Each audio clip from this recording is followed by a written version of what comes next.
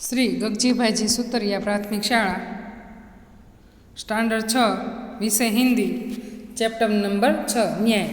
विद्यार्थी मित्र, आज हम चैप्टर 6 न्याय, इसका साहित्य प्रकार है कहानी। तो आज हम इस कहानी का हम अभ्यास करेंगे। इस कहानी में चातुर्य की बात है। एक मित्र यात्रा पर जाते वक्त अपनी सोना मोहरे मित्र के यहाँ तेल के डिब्बे में छुपा के जाता है। यात्रा से वापस आने पर उन्हें अपनी मोहरें नहीं मिलती। वह काजी से फरियाद करता है। अंत में हसन नाम का एक लड़का अपनी चतुराई से सच्चा न्याय करके अली ख्वाजा को मोहरे वापस दिलवाता है। यह रोचक कहानी न्याय और बुद्धिमत्ता की एक झलक देती है। तो प्रस्तुत कहानी में चतुराई की बात की गई है। हम देखिए आगे कि इस कहानी में क्या बात है जो हमें चतुराई दिखाई दे रही है।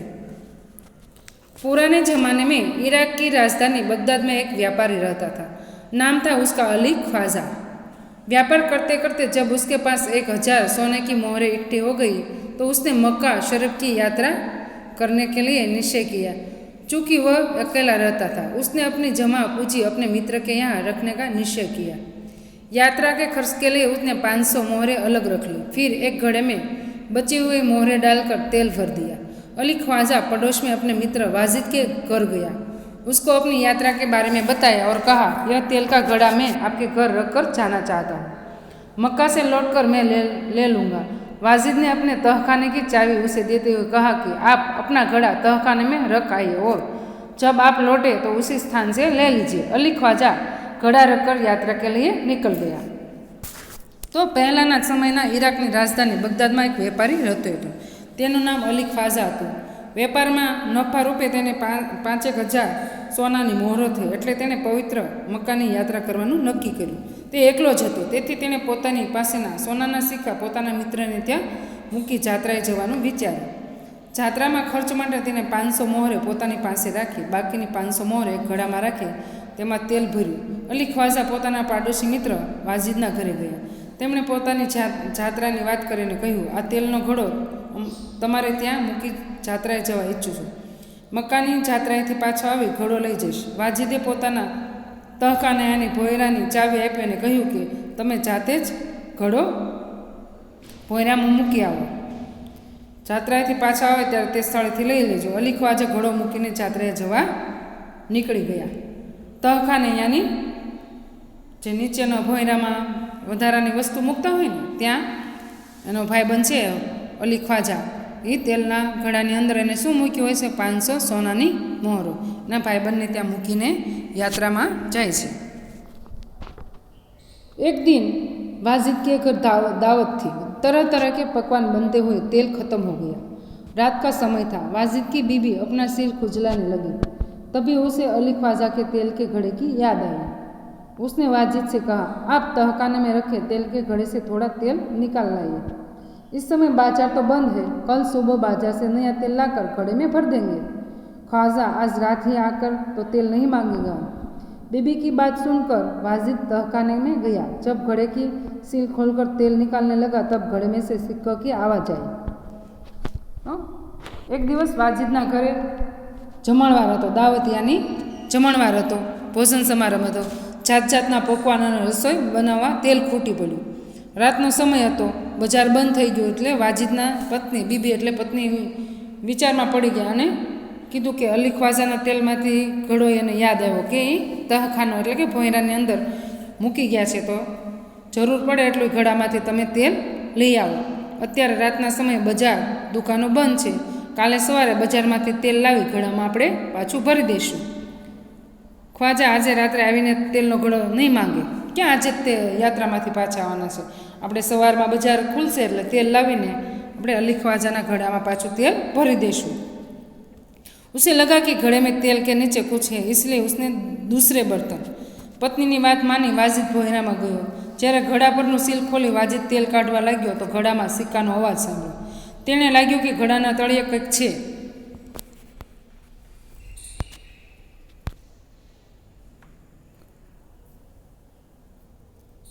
इसलिए उसने दूसरे बर्तन में सारा तेल निकाल लिया। उसने देखा कि घड़े में तो 500 सोने की मोहरें थी। उसने उन मोहरों को अपनी तिजोरी में छिपा कर रख दिया और तेल लाकर बीबी को दे दिया। अगले दिन उसने बाजार से नया तेल लाकर घड़े में भर दिया। उसे वैसे ही सील बंद कर दिया जैसे कि ख्वाजा अली ने किया था। एना पत्नीए कीधुं कि तमे तमारा मित्र अली ख्वाजा जे तेलनो डब्बो आपणा भवेरामां मूकी गया छे ते लई आवो। अत्यारे रसोई करवामां तेल घट्युं छे। एना घरे शुं हतुं? जमणवार हतो। એટલે પોતાના ઘરના તળિયે જે ભોંયરું હતું ત્યાં ગયા અને અલી ખ્વાજાના તેલના ઘડામાંથી તેલ કાઢે છે ત્યારે એને સિક્કા જેવો અવાજ આવે છે અને તેને લાગે છે કે ઘડાના તળિયે કંઈક છે, એટલે એણે બીજા વાસણમાં બધું જ તેલ કાઢી લીધું। તેણે જોયું તો ઘડામાં 500 સોનાની મોહર હતી। તેણે આ મોહરો પોતાની તિજોરીમાં મૂકી દીધી અને તેલ લાવીને પત્નીને આપ્યું। બીજા દિવસે બજારમાંથી તેલ લાવીને ઘડામાં ભરી દીધું અને ખ્વાજાએ જે રીતે ઘડાને સીલ કર્યું હતું એવું સીલ કરી દીધું। એના ભાઈબંધે જે રીતે સીલ બંધ કર્યું હતું એ રીતે વાજીદે કરી દીધું, જેથી અલી ખ્વાજાને ખબર ન પડે કે મેં એના घड़ाने अंदर थी सोना की मोहरों ले ली थी। कुछ दिनों के बाद ख्वाजा मक्का की यात्रा से वापस आ गया। घर में अपना सामान रखकर वह सीधा वाजिद के घर गया और अपनी यात्रा की सारी बातें बताई। फिर तेल का घड़ा लेकर वह घर आ गया। जब उसने घड़े का तेल निकाल कर देखा तो उसके पैरों तले जमीन ही खींच गई। ये मुहावरा है, पैरों तले जमीन खिसक जाना यानी आघात लगना, सिर खुजलना यानी सोचना, समझ न पाने की क्या किया जाए। दोनों मुहावरे हैं। आपने आगे देखा कि वाजिद की पत्नी सिर खुजलाने लगी यानी सोचने लगी, और दूसरा मुहावरा है पैरों तले जमीन खिचक जाना यानी आघात लगना। કેટલા દિવસો પછી ખ્વાજા મક્કાની જાત્રા કરી પાછા ફર્યા। ઘરમાં સામાન મૂકી સીધા વાજીદને ઘરે ગયા। પોતાની જાત્રાનું વર્ણન કર્યું પછી તેલનો ઘડો લઈને ઘરે પાછા ફર્યા। જ્યારે તેમણે ઘડાનું તેલ કાઢીને જોયું તો તેમને ખૂબ જ આઘાત લાગ્યો। देखा तो उसके पैरों तले जमीन ही खींच गई। वह सिर पकड़कर बैठ गया क्योंकि घड़े में एक भी सोने की मोहर नहीं थी। वह सोचने लगा अब क्या किया जाए। घरे गया અને એને તેલના સીલ ખોલ્યો અને જોયું તો એને આઘાત લાગ્યો કે ઘડાની અંદર એક પણ સોના મોહર નહોતી અને વિચારવા લાગ્યા કે હવે શું કરું। वह उल्टे पांव वाजिद के घर गया और अपने मोहरे मांगने लगा। वाजिद ने कहा कि सीलबंद तेल का घड़ा आपको उसी स्थान से मिला जहां आप रख कर गए थे। मैंने तो उसे हाथ भी नहीं लगाया। मैं कैसे मान लूँ कि उसमें सोने की मोहरें थी। दोनों मित्र में कहासुनी होने लगी। दोनों का झगड़ा सुनकर आसपास के लोग इकट्ठे हो गए। उन्होंने जब झगड़े को बढ़ते हुए देखा तो ख्वाजा से कहा कि आप काजी की अदालत में जाइए, वही आपके झगड़े को मिटा सकता है। अली ख्वाजा एना मित्र वाजिदने घरे जाय छे। तेओ तुरत ज वाजिदना घरे गया। जेओ एने घरे जईने तेलनो घड़ो खोल्यो अने अंदर एक पण मोहर न मळी એટલે તરત જ પાછો અલી ખ્વાજા વાजिदના ઘરે જાય છે અને પોતાના સોના મોહર માગી વાजिदને કહ્યું કે સીલબંધ ઘડો તમે મૂકીને ગયા હતા ત્યાંથી જ તમે લીધો છે। એને કીધું કે મેં તમારો ઘડો અડ્યો નથી અને મેં તમારે જે રીતે સીલબંધ કરીને ગયા હતા ત્યાં જ પડ્યો છે। મેં તો એને હાથ પણ અડાડ્યો નથી। ખોટું બોલું ને વાजिद મિત્રો। ખરેખર એને એના મિત્રના ઘડામાંથી 500 સોનાની મોહર કાઢી લીધી હતી। હું કેવી રીતે માનું કે તેમાં સોનાના મોહર હતા। બંને મિત્રો વચ્ચે ચાલતો ઝઘડો જોઈ આજુબાજુના લોકો ભેગા થયા। તેમણે ઝઘડો જોઈ ખ્વાજાને કહ્યું તમે કાજીની અદાલતમાં જાઓ, તે તમારો ઝઘડો પતાવી દેશે।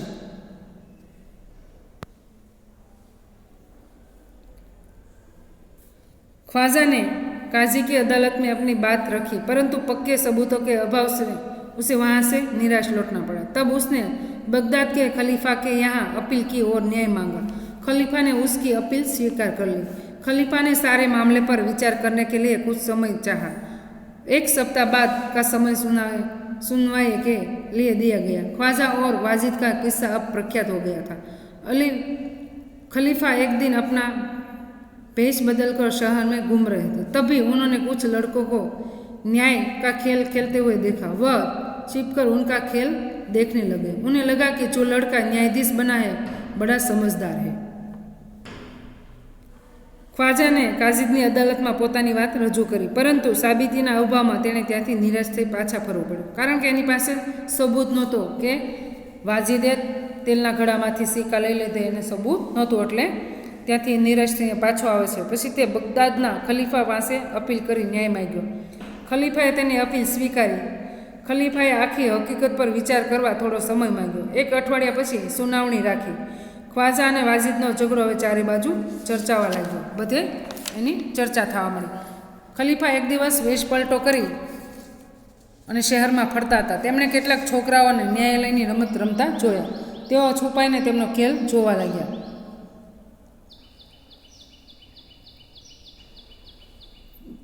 न्यायाधीश बनो छे जे छोकरो न्यायाधीश बनो तो खूब समझदार है। वह जिस तरह न्याय कर रहा है बिल्कुल ठीक है, इसलिए उन्हें उस लड़के को अपने पास बुलाया और उसका नाम पूछा। लड़के ने कहा मेरा नाम हसन है। खलीफा ने कहा मैंने तुम्हारा खेल देखा, तुम बहुत समझदार हो, कल हमारे दरबार में आना। एने जे न्यायाधीश बन्यो तो छोकरो एने समझदार लग्यो। ते खरेखर जे रीते न्याय आपतो तो ते बराबर ज हतो। એટલા માટે તેમણે કહ્યું છોકરાને પોતાની પાસે બોલાવ્યો અને તેમણે નામ પૂછ્યું. છોકરાએ કહ્યું મારું નામ હસન છે.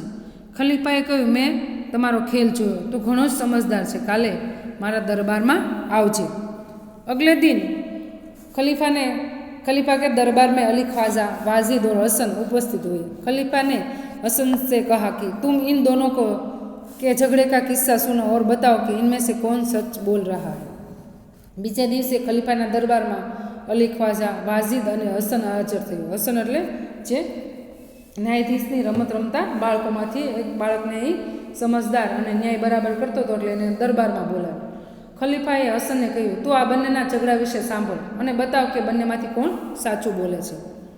हसन ने दोनों की बातें ध्यान से सुनी। फिर उसने दो तेलियों को बुलवाया। थोड़ी देर में दो तेलियों आ गए। हसन ने उनसे कहा आप इस घड़े के तेल की जांच कीजिए और बताइए इस घड़े में तेल कितना पुराना है। हसने बन्नेनी बात ध्यानथी सांभळी। कोनी? अली ख्वाजा अने वाजिद बन्ने झगड़े छे ने। अली ख्वाजाना तेलना घड़ामांथी वाजिदे 500 सोना मोर काढी लीधी हती। तो वाजिद साचुं नथी मानतो, बराबर ने? એટલે બંનેની વાત પહેલાં હસને સાંભળી. પછી તેણે બે ઘાંચીઓને બોલાવ્યા. ઘાણે તેલ કઢાવવા જાય એ ઘાંચી કહેવાય ને, એટલે ઘાંચીને બોલાવ્યા. થોડા સમયમાંથી આવ્યા એટલે હસને તેમને કહ્યું તમે આ ઘડાના તેલની તપાસ કરે અને કહો કે આ ઘડાનું તેલ કેટલું જૂનું છે. એટલે હસન પણ હોશિયાર હતો. એને તેલ કેટલા મહિનાનું છે, કયા સમયે લીધું છે એની બધી તપાસ કરાવી અને જે ઘાંચી છે એને ખ્યાલ આવતો હોય કે આટલા મહિના પહેલાંનું છે, આ વર્ષ દિવસ પહેલાંનું છે. એટલે એને કીધું તમે તપાસ કરો અને ઘડામાંથી તેલ કેટલું જૂનું છે મને बताओ। दोनों तेलियों ने बारी बारी से तेल को देखा, सूंघा और चखा, फिर अपना निर्णय दिया। घड़े का तेल 2 महीने पुराना लगता है, इससे ज़्यादा नहीं, वे बोले। बन्ने घासीओ बारीकाईथी तेलने जोयुं, सूंघ्युं अने चाखी जोयुं, पछी पोतानुं मंतव्य रजू कर्युं ने घड़ानुं तेल 2 महीना पहेलानुं छे, तेथी वधारे नहीं।